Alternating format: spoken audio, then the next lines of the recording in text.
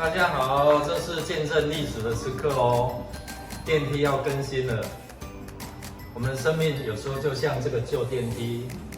有时候就会卡卡的呢，用久了就会有这些的问题，所以我们决定要更新这个电梯。所以让我想起我们生命也是一样哦，用久了就会卡卡，甚至要做一些的更新。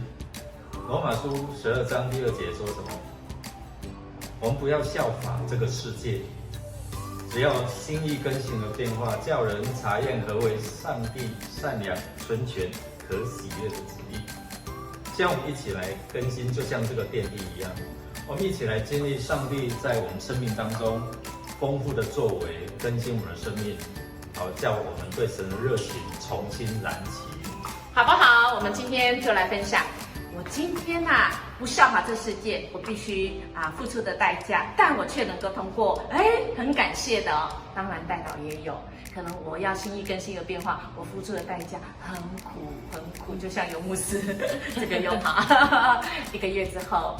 他可能膝盖可能会受伤，或者是怎么样，但上帝保守哦，好不好？我们今天就是一个感恩，一个代祷，家庭也一样，我们共同曾经经历的，我们不效法这世界，那我们家庭曾经付出的代价，那个印象深刻，最后是那个美好甜美的滋味，那个经验哦。所以我们一起来去看，祈祷，